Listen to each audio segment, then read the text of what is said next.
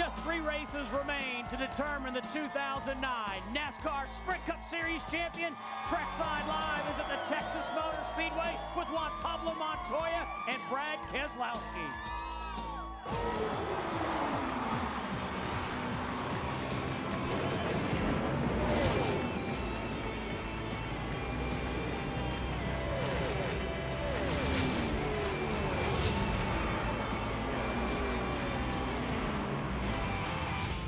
Speeds of up to 207 miles per hour at this track. The drivers are kind of funny. Somebody will say, you ever getting scared in a race car? Not me. I ain't never been scared in a race car. Bet you are today. This is when you get the whip out and beat this old car like it's a rented mule. I want to see 2 guys fighting for the win, fighting for the lead. This track is fast. This track will bite you. If you're smart and you're brave and you're not afraid to go fast, you can pull off a win here today.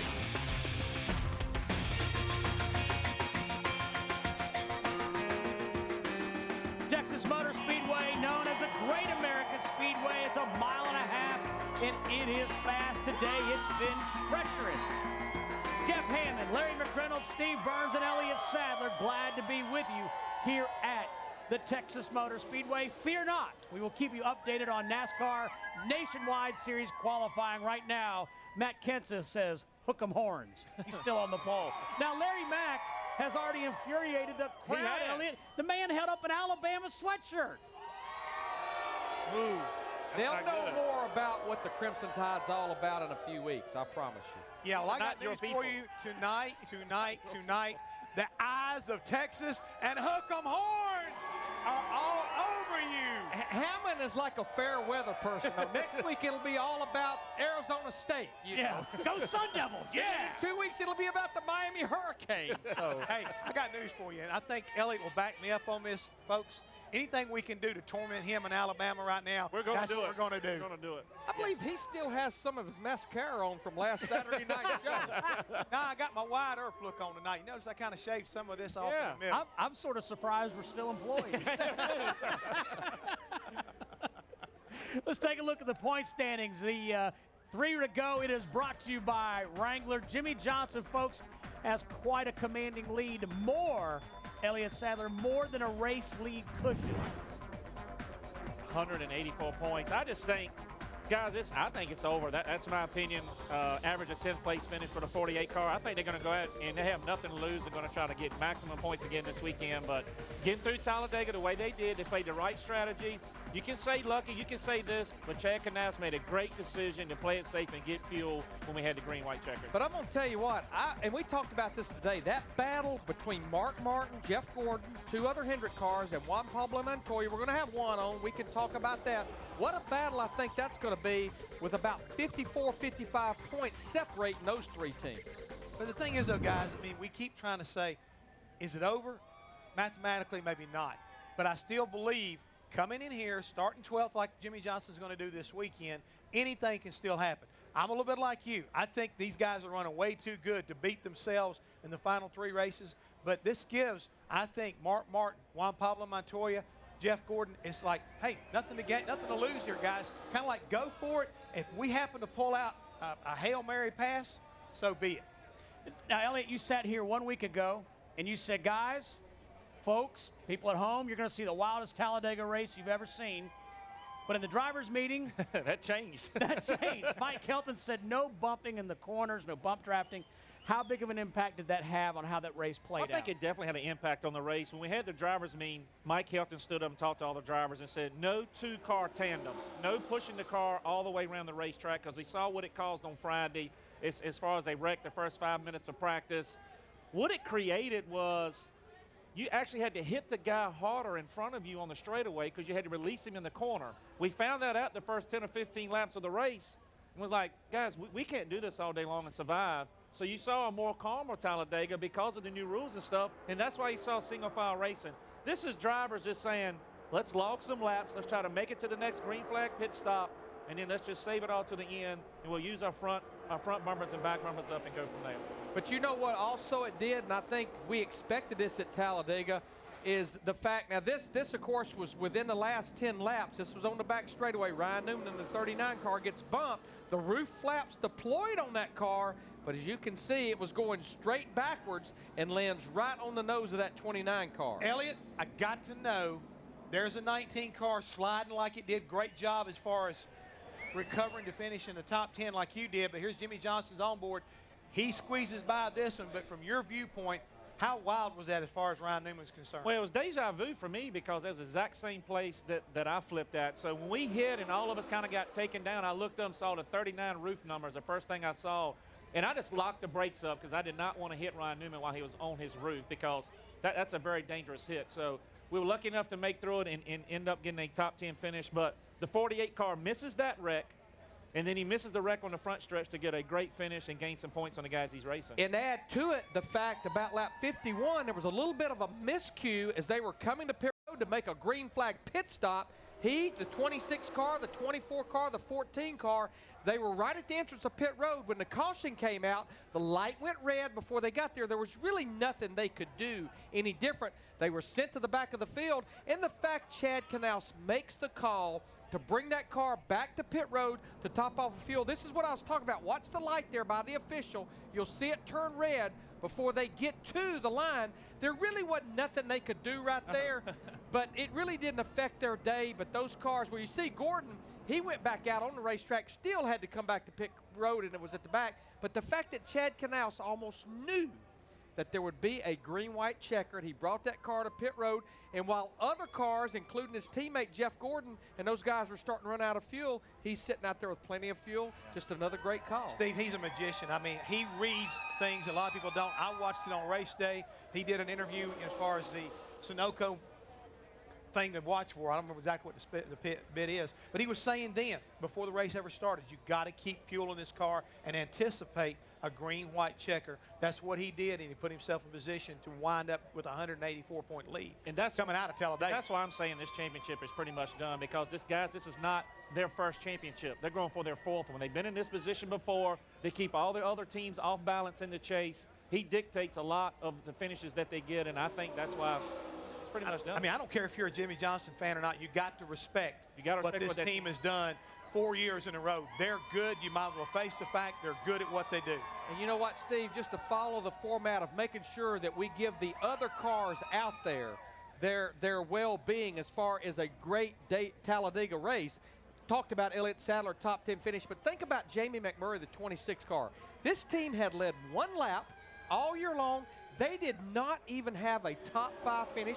And all of the unknowns with Jamie, with Donnie Wingo, with all of those guys over there, the fact that here they go to victory lane at Talladega, and actually the first win for Roush Fenway since late February.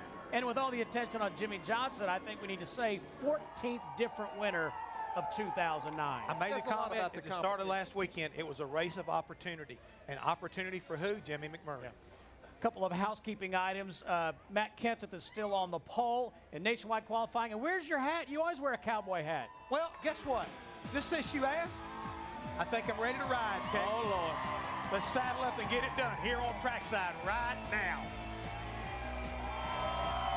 Trackside is presented by new Shell Nitrogen Enriched Gasolines. Brought to you in part by Orbitz. Visit Orbitz.com today and save. And by Camping World. Visit CampingWorld.com for the lowest prices and best selection of fifth wheels.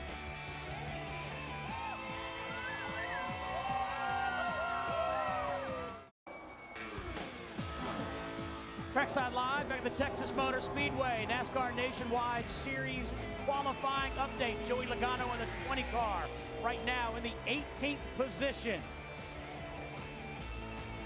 The 29 car, Casey Mears is filling in for Jeff Burton. Burton took a pretty hard shot in practice earlier today. Mears 13th right now on the timing and scoring monitor. And Brian Vickers in the 32 car. Vickers currently 9th overall. Matt Kenseth still position number 1, and his teammate David Reagan is 2nd. Well, Juan Pablo Montoya has been a success in Formula One, kart, IndyCar, Grand Am, and NASCAR. One of the most well-rounded racers in the world.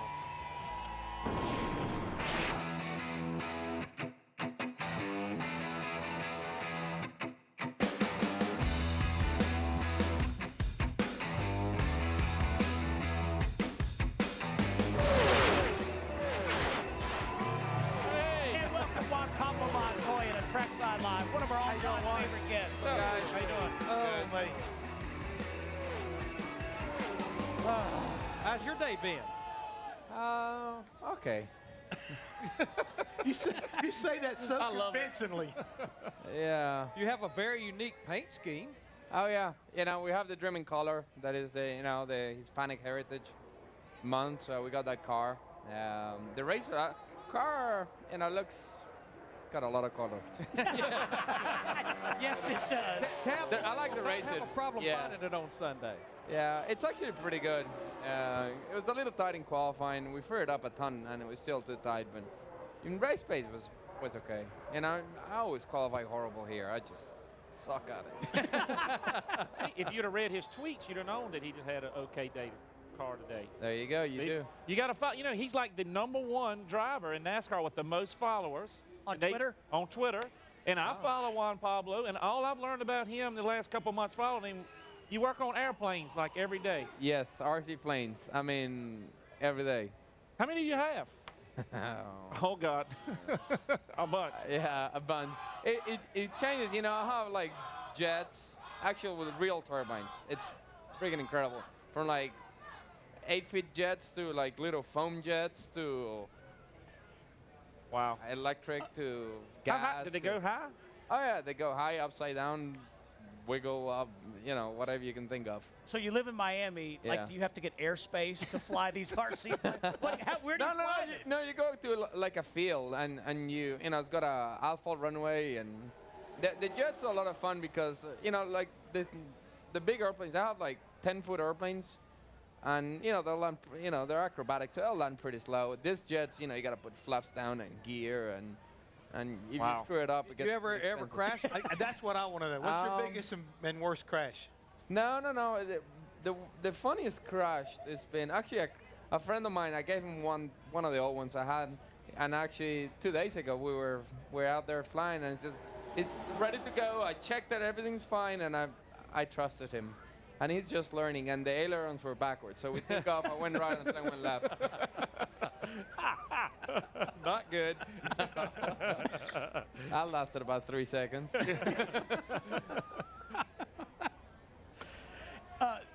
Juan Pablo, you guys, when the last time we had you on, I think it was at Indianapolis, and you guys had such a great game plan to get it in the chase. And when you started, that momentum continued. It's been amazing what you guys have accomplished this year. I mean, I know you're not where you want to be now, but Well, why not? Come on. Did anybody even expect us to be even a contender for the Cup? No.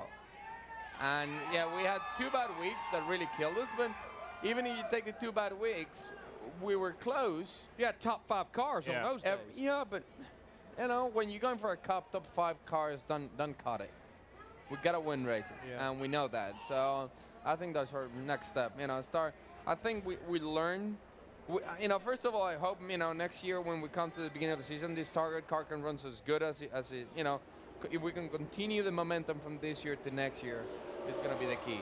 If we do, it's gonna be good because I think we're giving ourselves enough chances that we should be able to get some wins. And if we do, then once the chase starts, you're not behind. I think that's the biggest problem. We had like 40 or 50 points down by race 1, and when you're running top 5 and the next guy that finishes in front of you or behind you, I mean, you're taking 5 points of the week, and you ain't gonna happen. Well, Juan, this is going to be somewhat of a question, but it's going to be more of a statement. I was so proud of you a few weeks ago because we've got some drivers right now that's complaining about people racing them hard. And I've got a real problem with that. I think people need to race smart, but I don't know about this complaining about people racing hard right now. And I don't anticipate you're going to change on your part of it.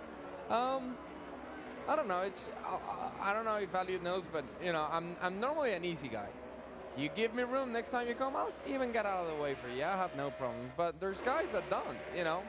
That's a best example of right That there. was the example I was thinking about. Yeah, but it's like every week. You know what I mean? It's like they run you over and they run you over and they run you. And, it doesn't hit you, but it just never gives you enough room.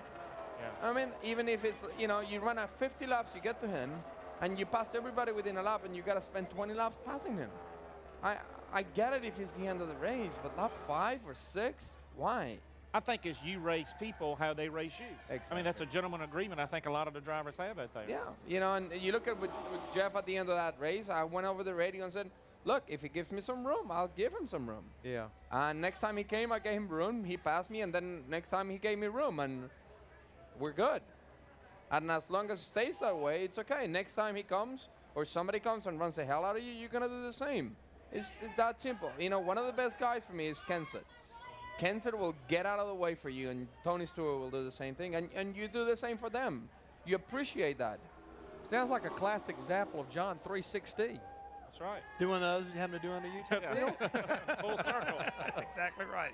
Hey, want to give you a nationwide series update. Just checking the timing and scoring monitor. They're through 38 drivers, and Matt Kenseth still on the pole position. And don't forget, following Trackside, the Camping World Truck Series in action tonight.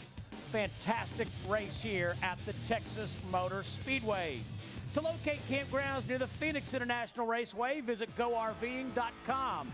You'll also find virtual RV tours, a free DVD offer, and RV dealer and rental locations in your area. More with Juan Pablo coming up. Danny O'Quinn Jr. in the 07 car driving for Armando Fitz. He is the 40th driver to qualify. 6 drivers remaining here nationwide series qualifying. Matt Kenseth on the pole position for tomorrow's race. Trackside Live back outside the Texas Motor Speedway. 3 races remaining in the chase. And we are back with Juan Pablo Montoya.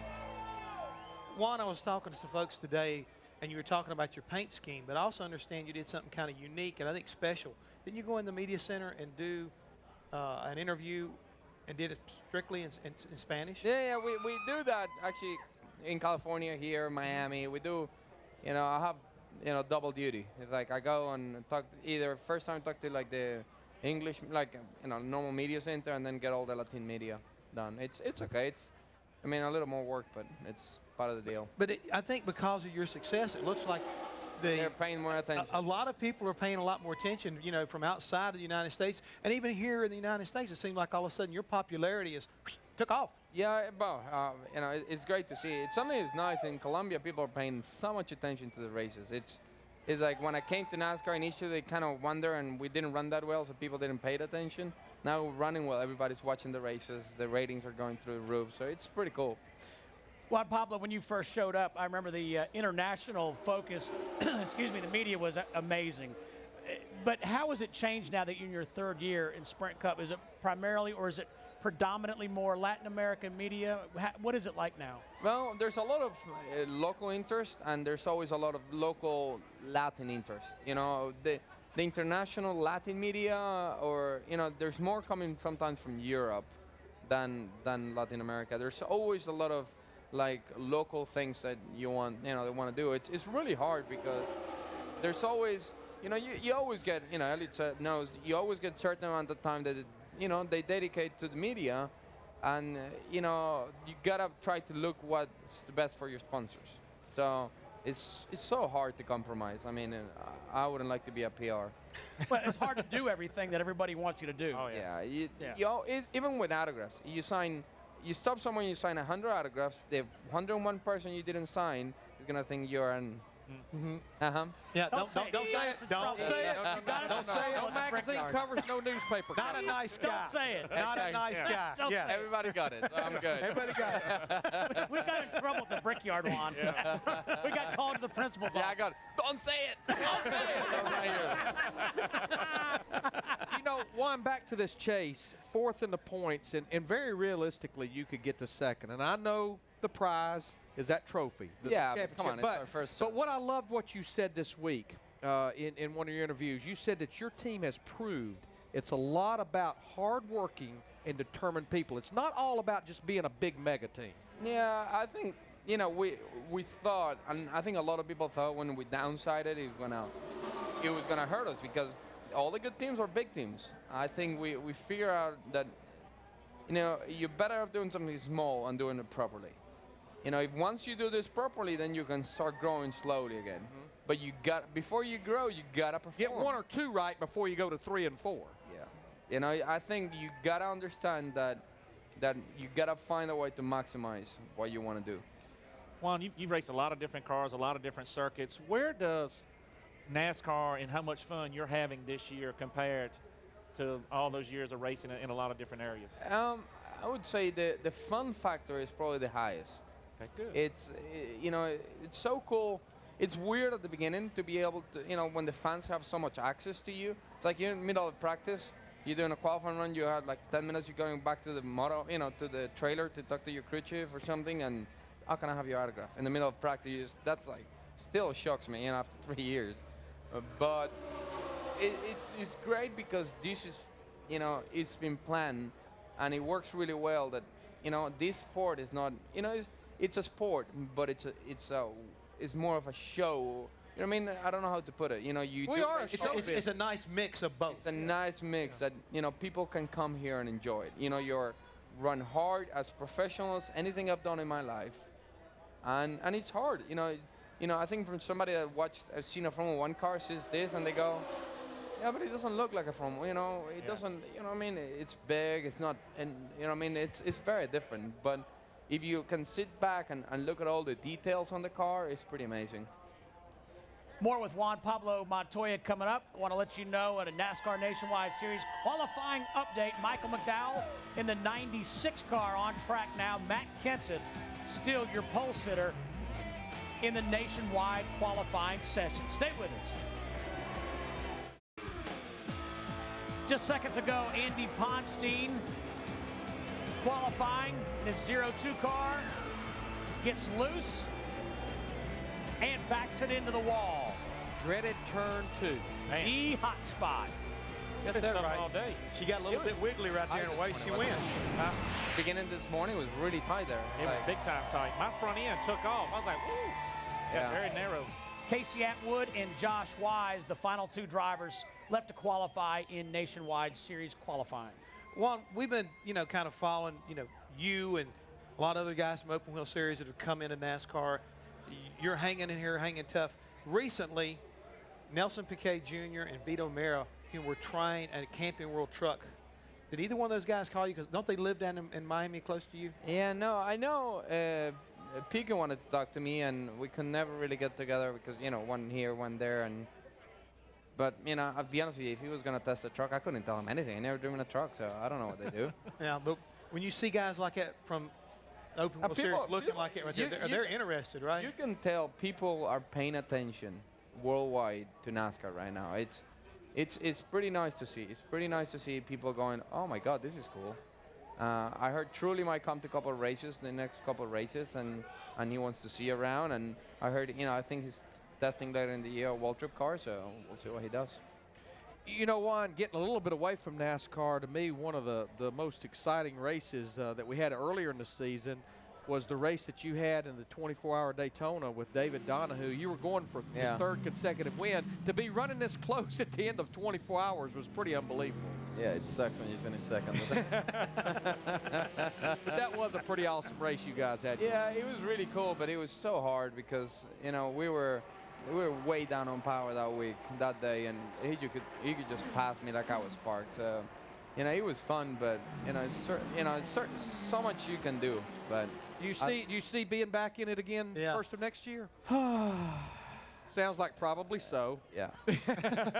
that's the word coming from Chip, I think. Did you get voluntold? Yeah, Voluntold. I'll tell you, the car's a lot of fun to drive. The only thing I don't like is waking up 3 in the morning to drive a race car. It just doesn't do it. There's something about getting up early in race car drivers that it doesn't work. Every day at home, I wake up at 6:30 in the morning, take my, shower my kid, and take him to school. Every day I'm home. Okay. And I'm good with it. Well, I know he gets out of bed to go hunting early in the morning, but the majority of them don't like getting up early. Darrell Waltrip has no idea. God even made 6 o'clock. When time changes, like here, that is a little bit earlier, the race, Truex won't even get to the team meeting in the morning. It's surprised me he does. He is not an early riser. He can sleep. It's incredible. He gets up at the crack of noon. Juan Pablo, this is your 3rd year, as we said, full-time, and you guys, we've documented, you've made so much progress. In your time here, did you ever you're a very confident guy. Did you ever question your decision, like, oh man, I don't know if I should have done this? The first time I drove the car. No, being realistic, no. I don't know. No, never did. I knew it was going to be hard. When I drove the car, I'll be honest with you, when I drove the car the first time in a mile and a half, I went like, this is going to be hard. A lot harder than I thought. Because normally you think, when you drive open wheels, and I drove Formula 1 and Indy cars, and you drive the Grand Ams, they all, feel okay. And you drive these and you go, we're going nearly as fast as an Indy car at the end of the straight. But you got to lift, you got to get on the brakes, and you got to wiggle the car. And when you drive open wheels, every time it wiggles, you're going to hit something. And here it wiggles, and you're like, okay, you're just starting to get up to speed here. But see, I love this story about the first time they took him to Memphis in a Nationwide Series car. Brad Parrott says, you have to take care of your car. You have to take care of your car. About halfway through it, he said, everybody out here has hit me twice. How am I supposed to take care of my car? Yeah, it's crazy. You gotta, when they say that, a lot of people, that message, take care of your equipment. Sometimes you go, but I am. No, you know what I mean? And the thing is, the better your car is, the easier you can take it. Definitely. But you still run hard, but you don't have to push the issue. I said actually this morning at a press conference, when you run 20th, you can get, if it goes green for a long time, you have a chance of going a lap down. If you're running 5th, you take it easy, you run 6th, and you're still on the lead lap. So that changes a lot how you run, I think people don't know how hard it really is. Honestly, it doesn't take much to run from 20th to where we're running right now. We've done a lot of work. But if you really look at it, it's like, and we look at the things we used to run, it's like, we're so dumb, How could we run that? And we thought that at the time it was the best we had. Yeah. So. Yeah, Steve, a man that ran less than three quarters of a second slower than Jeff Gordon missed the race and had to go home today. Juan Pablo, you're one of our favorite guests. Thank you very much. Thank you. Thank you very much, guys. I'm pretty sure we didn't get in trouble. No, I missed it. We're good. I think we're good. We didn't get in trouble last Saturday night. We're not getting in trouble. That's right. We're still employed. Speaking of trouble. Rutledge. Hey, Steve.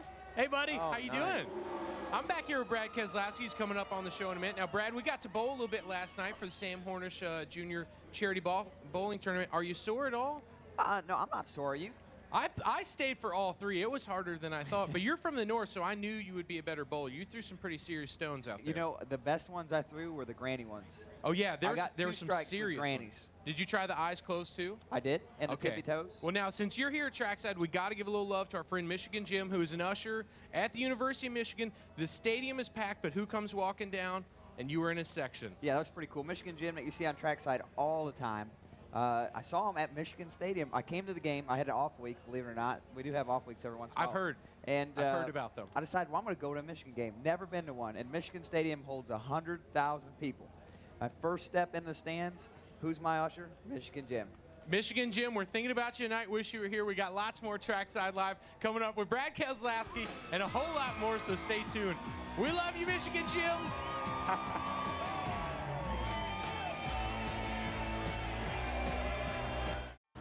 Whiteball wipers are the choice of crew chiefs as a replacement of shop rags around the garage as well as the shop. This week we call up last week's winner, Donnie Wingo. Well, Donnie, congratulations on winning the Whiteball Wipers Crew Chief of the Race Award. How does it feel to be chosen by your peers for such an award? No, it feels really good, especially being chosen by the panelists, chosen from you guys, your competitors here in the garage, so it makes it feel really good to receive this award just by who you're selected by. Big win last week for the 26 car. Does it seem real? I mean, because you guys have had a tough year. It does, I mean, it's been a tough year, but, and kind of not knowing what's going on next year with all the guys, the driver, and everybody included. But just being able to, finally get a win this year, to get something good for these guys, just to be a part of it with these guys makes it really feel good. I got to know, you and I both grew up using the old cloth rags. How does the Whiteball product compare as far as you're concerned? I mean, it's something that we use in the shop, at the track, on pit road, and actually use them at home. So it's a very good product, and we use them every week. You know, we come in here to Texas. Texas is a big race for everybody on the schedule with just 3 races to go. You know, winning a restrictor place race is one thing, but how about this weekend at Texas? How do you guys look? I think we look good. You know, anytime you can get any momentum going into a race, you know, it's something that's good. It's good on the driver's mind, the team's mind. Just looking forward to running here. Had a real good race going here in the spring. Had a little problem there, and just looking forward to finishing this year off on a high note. Well, again, congratulations on last week's win, and good luck this weekend, folks. We still got a great battle between Darian Grubb and Chad Knaus with just 2 races to go.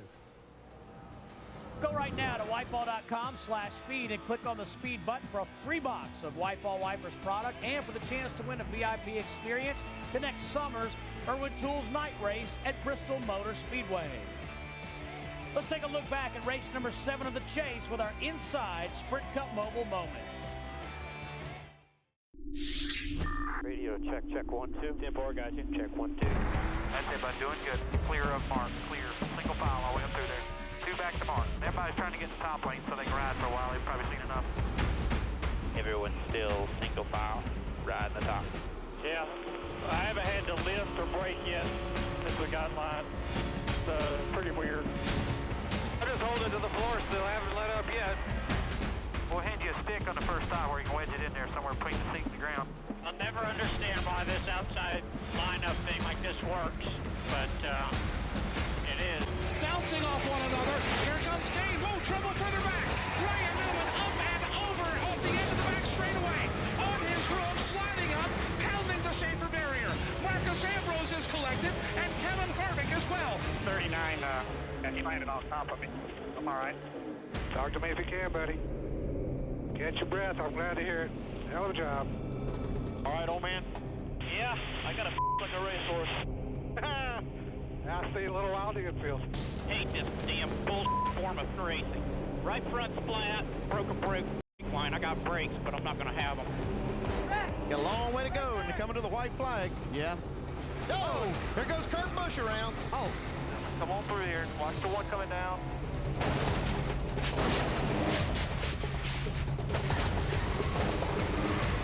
The 5 car all right? The Mark all right? Yeah, he's moving around inside there. That was spectacular. Hold your brakes, Mark. You all right, bud? I'm okay. I'm trying to make it a line, boys. We win. Yeah, let it go. Hell yeah. You just won a race in Talladega. Oh, it looks so good. I will see you in victory lane.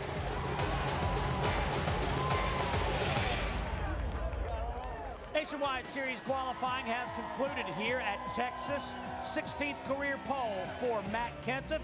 Brad Keselowski will start 7th tomorrow. We'll talk with him when we come back here on Trackside Live. Stay with us. Inside Sprint Cup Mobile has been presented by Sprint. Follow the drama of the chase of the NASCAR Sprint Cup Series with live race radio, stats, and in-car audio. All in real time with NASCAR Sprint Cup Mobile, only from Sprint and only on the Now Network. Welcome back. O'Reilly Challenge qualifying for the NASCAR Nationwide Series just concluded. And that means that Matt Kenseth with this run, his number 16 of Ford Fusion, grabs the pole for the 16th time in his career in the Nationwide Series. And Jack Roush has got a smile about that. He's got 2 guys on the front row. Let's hear from the pole sitter. He's with Adam Alexander. Career pole number 16 for Matt Kenseth, his second here at the Texas Motor Speedway. So how can this parlay into success tomorrow? I don't know, but I hope it does. So Eddie and these guys do a great job on the 16 car, the City Financial Ford. It's really fast whenever Greg drives it, and whenever I show up, it's always got a lot of speed. So hopefully it'll handle like we need it to tomorrow for 300 miles. While things were great for Matt Kenseth, not so good for Andy Ponstein. Yeah, the problem for Andy Ponstein, he get a little bit loose here. He wiggled a little bit in the middle of 1 and 2 and then got loose and lost control, made some pretty significant contact with the outside wall. But the problem is he was one of the go-homers, Hermie, and unfortunately that happened on his first lap. Yeah, he's not going to be able to get this Matt Kenseth on the pole along with his teammate, David Reagan. So it is a front row for Roush Fenway, but you got to keep your eyes on that 18 of Kyle Busch. He is going for 4 wins in a row at this very racetrack. Yeah, and I wouldn't bet against him, too. He said he had a great car in race trim. Still has a pretty decent qualifying effort. It's going to start from the outside of the 3rd row. And look for Carl Edwards, who was fastest in that final practice, qualified 8th. Look for him making his way to the front. Andy Ponstein, Mike Harmon, and Casey Atwood will not be able to race tomorrow. And again, 2 cars involved in incidents. Robert Richardson, one of those. We head back to trackside and Steve Burns. All right, thank you, Rick. Our pleasure now to introduce one of the rising stars in the NASCAR Sprint Cup Series, Brad Keselowski, already with 4 wins in the Nationwide Series, and he'll finish this year driving the number 12 car at Penske.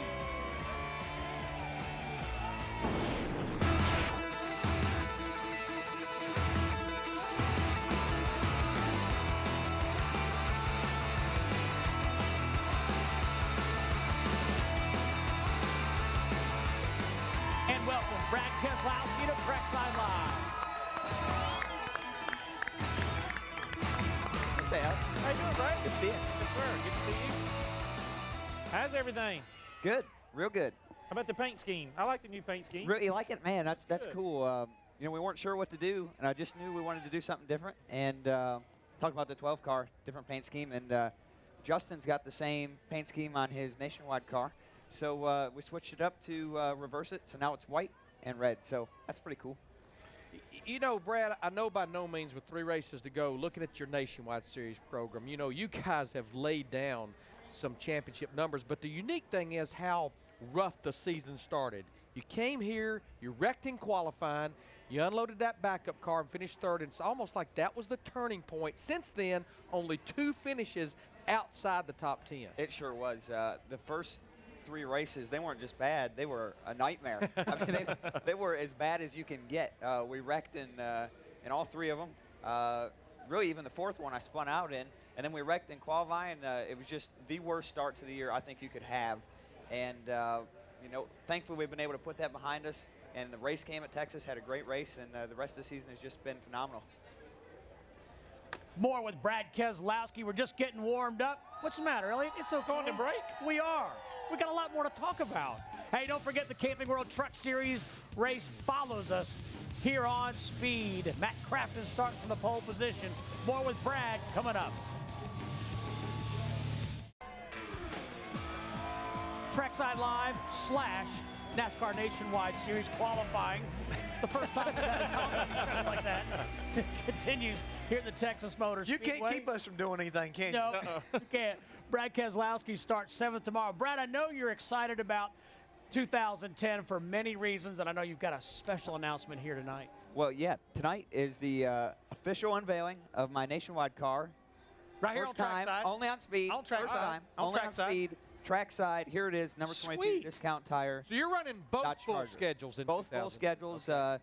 Discount Tire will be the major sponsor for that, and I'm excited about it. Look how cool that car looks turned good. out. Good Nice looking. and clean looking. Good looking hot rod right there. Hey, that makes you and I teammates. That's right. That's right. Hammond and I representing Discount Tire. That's exactly right. People that work there, cool little company. So, and it fits racing. You know, there's a lot of companies that are kind of like, how does that fit?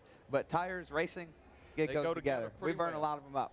So, So we need look, 'em. Roger Penske is one of the coolest, most respected guys in the garage. How was it the first time he called you? Was it kind of surreal, and he's putting all this together? Well, yeah, hearing from Roger was surreal, but really just the last few months have been surreal. You know, that was just one of many events that just made me look back and say, wow, how fortunate I am to be here, to be in this series and to be able to run on the Cup Series and to have guys like Roger Penske offering me a full-time Nationwide and Cup ride and 2 cars that I feel like we can get the job done with. Well, that brings me to an interesting question, young man. You've been working with Tony Eury Sr. Who are you going to be working with next year, not only on your Nationwide side, but more importantly, how about your Cup side? Have you got anybody picked out? Are they looking at somebody? Because I know, you know how important that it really is. Oh, yeah. You know, chemistry is an important piece. I don't really have any answers for you right now. I was here to debut the paint scheme. Not really ready for that one, so I'm sorry. Sorry about that, partner. I threw you a curve. I think he's throwing his name in the hat. I think he is, too. Are you looking to come back, Jeff? Absolutely, positively not. Really? You got it on record Darryl right Walter there. broke me. Darryl Walter broke me. I'm done. I'm done. Seriously, though, I'm not exactly sure right now, but we're working on it. There's a lot of great people in the garage right now that, unfortunately, with the things that are going on, are going to become available. So, you know, the biggest thing is just to sit down and reevaluate things as they come. Hey, want to remind you that Sunday, NASCAR Race Day is here at the Texas Motor Speedway. Jamie McMurray will join us live to discuss his win at Talladega, and our man Brad Keselowski talks about making his first Cup start for Roger Penske. That's live Sunday at 12:30 Eastern here on Speed. Trackside is presented by new Shell nitrogen-enriched gasolines. Brought to you in part by Go RVing. Go affordably. Go RVing. Visit GoRVing.com to get started on your road trip adventure. And by Wrangler, proud sponsor of Dale Earnhardt Jr. Wrangler, real, comfortable jeans. We're going to the Valley of the Sun when we leave Texas next Friday, 10:30 Eastern. Join us with Ryan Newman and David Rudiman. How was the day? I mean, especially going to qualifying. Darrell Waltrip uses a little phrase, you know, drivers say they're not scared, but here, when they go to qualify, they get a little scared. Well, the Nationwide car to me is actually more intimidating than the Cup car. Really? You know, because the Nationwide car, you have to hold it wide open, and it's moving back and forth, left and right, and you know if you lift, you're done. You're going to qualify 30th. So the Cup car to me was more fun, especially since the 12 car is locked in. This was my first time qualifying a locked-in Cup car, so I felt a lot better about that than I have before. I'm going to ask you a tough question right here. You've been driving some of Hendrick's cars this year, and I've seen you at a test session a couple times testing stuff. Is there any things that you could bring from the Hendrick organization that you sat down with Roger Penske and said, look, this is something these guys do. We might need to look at this for next year? You know, technically, no. Philosophical, yes. Okay. All right, so there's a lot of different philosophies of how much emphasis you put on qualifying or how much emphasis you put on race runs, so forth, all that, all those good things that it takes to be successful. But technically, I never really got in the loop, so to speak. I just never had enough time to really take any of that information with me. And really, even if I did, I probably wouldn't, just because of, you know, out of respect to Mr. Hendrick and the opportunities provided. Elliot, you understood what philosophical was, right? No, I was, what, something. That's like a chemistry set, right? You mix stuff together? No, I don't think so. We'll talk about it afterwards. You know, Brad, as hard as it is to win a race in Nationwide or Cup, every trophy is special, but there are some places where the trophies are really, really unique. A couple of weeks ago, you got your 4th win of the year at Memphis, the Elvis Trophy, which could be now, with the announcement was just made, the last Elvis Presley trophy to be given out. Yeah, Elvis has officially left the building, and I took him. Yeah, I know, you know who's got him, but man, that was a cool win. Memphis meant a lot to me to win there because of the history I had with the Truck Series. Almost won a race there, didn't quite work out. Which has kind of led to the JR Motorsports Exactly, deal, it was the catalyst to my career, and I wanted that trophy so bad. I wanted to be able to have the last one and to just, you know, kind of make up for what had happened there, so that meant a lot to me. Brad, I was sitting here, you were talking about it being surreal this year. I think you were with us in May at Lowe's Motor Speedway, and you were saying, I want to run the full Sprint Cup schedule next year. Well, now, here you are. I mean, with Roger Penske, full schedules in both in a great race car. Yeah, 2 great race cars. I'm finishing out the year with the 88 Junior Motorsports car, which has been a great team. Got a lot of friends over there. I'm sure going to miss them. That's good. Homestead is going to be tough, by the way. I'm not sure how I'm going to keep the tears back on that one. So that's going to be kind of hard on us. But it's been a great season with them. And then next year, 2 great teams with the 12 Penske Dodge Charger and the 22 Discount Tire Dodge Charger. I know you and Dale Jr. were good friends through this whole process. How has he been as you're leaving and kind of moving on? How supportive has he been? You know, I think, if anything, there were some people that when I first made the announcement, I thought, wow, Dale's going to be really mad at you. I think it was the exact opposite. I think he was really happy for me. I think, if anything, our relationship has grown more than anything else. I think we get along better than ever. So that's been interesting to see it work. I really was nervous about how that would go, but it's been awesome. Brad, it's been a lot of fun to watch your development, and it's all happened quickly, so good luck to you. Thank you very much. Thanks for having me on. Don't change that attitude right now. We like it. Thank you Keep very going. much. Thank you. Our thanks to Juan Pablo Montoya as well. Right now, the Camping World Truck Series. Krista Voda, take it away.